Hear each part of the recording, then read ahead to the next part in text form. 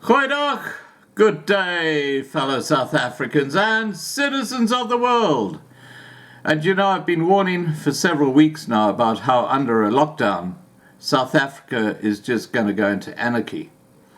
And we've been seeing how the looting is now taking place in liquor stores and supermarkets and spaza stores all over South Africa, and how the police are never there when this is happening. And we now have a senior police officer basically saying that Bheki Cele has lost control. And I'll just tell you what they're saying. Concerns are rising that South Africa will experience a sharp increase in crime and social unrest as desperation over food supplies spills into streets and shops around the country. According to a senior police official who briefed us over concerns raised during high-level government meetings this week, it was only a matter of time before protests and looting erupted on an unmanageable scale. The official, who cannot be named as they are not authorized to speak with the media, said a warning over possible increases in social unrest as witnessed in Cape Town this week was given to police management and Police Minister Bheki Cele. Tuesday marked 3 weeks since the commencement of a nationwide lockdown, which effectively confined millions to their homes. The lockdown resulted in thousands of small and medium businesses and their staff, as well as informal traders and workers, being cut off from their income streams overnight. On Thursday evening, Health Minister Zweli Mkhize said 48 people have now died after contracting the coronavirus, with the majority being in KwaZulu-Natal, 20 people, adding the number of confirmed cases now stood at 2,605, of which 903 have recovered. The official raised concerns over Cele's consideration of the possible protests and looting, saying the minister had lost the plot. The official said he, Cele, is not ignoring it, but if we don't put out these fires quickly, it will get too big to control. The official said it appears Cele was more concerned with alcohol and cigarette bans and policing petty violations than tackling the real problems. He said, "We are policing petty crimes while people are being beaten up and murdered for going to the shops. People are broke, people are hungry, crime is going to go through the roof. We are worried that more people will die of starvation than will die of the coronavirus, and that is the real issue." The official added they were also hearing of problems with the distribution of food parcels and disparity over who was given parcels and who were not. Phone calls to known Cele's number, as well as emailed requests for comment, went unanswered. On Thursday, Gauteng Premier David Makhura said more than 10,100 people have been arrested in the province for lockdown violations. Cele announced on the 8th of April the number of people arrested nationally was around 3,000.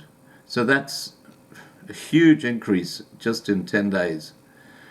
President Cyril Ramaphosa announced as part of a range of measures taken by the government to ease the burden of millions of South Africans who have lost their incomes and did not have access to food and water, food parcels would be distributed and water tanks installed. Now, we know when Ramaphosa says something, it means nothing. You know, he's flapping his lips, flapping his gums, and very rarely does what he say he's going to do happen. So, you know, I wouldn't even hold my breath for that one. The national lockdown, originally due to end of midnight on Thursday, was officially extended by Cooperative Governance and Trade Affairs Minister Nkosazana Dlamini-Zuma on Thursday. She announced several updates to the regulations which will see mining companies return production levels to 50% capacity and exports of goods already in storage at port facilities to decongest supply chains in preparation for a gradual easing of the lockdown. A nationwide ban on liquor and cigarette sales would remain in place. Additionally, first, mining companies must ensure quarantine and screening facilities are available on site and workers returning from their homes will be tested. They are allowing a gradual ease in regulations for warehouses and support businesses which provide services directly linked to essential services. This includes vehicle repairs for essential services, but shopkeepers would need to keep registers of individuals who purchase parts or components from them. Third, amended regulations see a halt on the transport of alcohol. The only alcohol that may be transported is supplies required for essential goods like sanitizers and essential services. I guess that's going to the politicians. Fourth, fuel refineries would be permitted to start returning production levels to higher levels in anticipation for fuel needed amid a gradual easing of the lockdown. Fifth, a ministerial directive allowing co-parents to transport their children between homes was cemented, and parents would need to present the necessary documentation such as a court order, a document from the family advocate, or a birth certificate if stopped. And finally, plumbers, electricians, locksmiths and roof repairs and glaziers are now allowed to carry out urgent repair work at homes. Meanwhile, priority relief efforts and projects in Africa may feel the impact of a decision by the US President Donald Trump to halt his country's funding of the World Health Organization. Trump announced a decision to halt more than $200 million in annual funding to the World Health Organization this week. He felt it has been too easily duped by the Chinese government over the human-to-human transmission of COVID-19 in the early stages of the pandemic in that country. Trump also accused the World Health Organization of not sharing information timelessly in what has been labeled as an attempt by him to shift the blame for his administration's inadequate and slow early response. Well, that's fake news. What I've just said now from this report here, this article, is fake news. Trump was the first person to stop flights coming from China. Same thing with Europe. He actually started that whole process of shutting America off long before any other country did. This is a sort of fake news that's put out there, and I bet this is not an article written by a South African journalist. This is coming from somewhere like America or something like that, this piece now.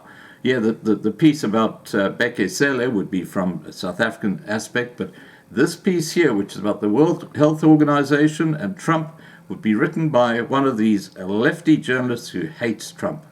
Let me repeat what he says. He says, Trump also accused the World Health Organization of not sharing information timelessly in what has been labeled as an attempt by him to shift the blame for his administration's inadequate and slow early response. What BS? Anyway, the World Health Organization's Regional Director for Africa, Dr. Machido Muti, said during a virtual press conference on Thursday it envisaged requiring $300 million for COVID-19 relief programs in Africa over the next 6 months. The US was the single largest contributor to the World Health Organization, Muti added.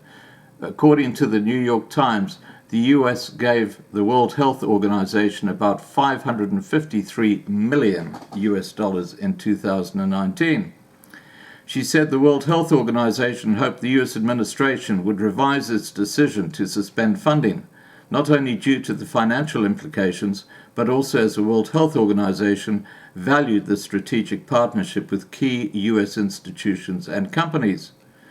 Priority projects relating to the eradication of polio, measles, and HIV research could feel the effect of U.S. funding withdrawal, Muti said, emphasizing the World Health Organization was in discussions with its other partners and donors.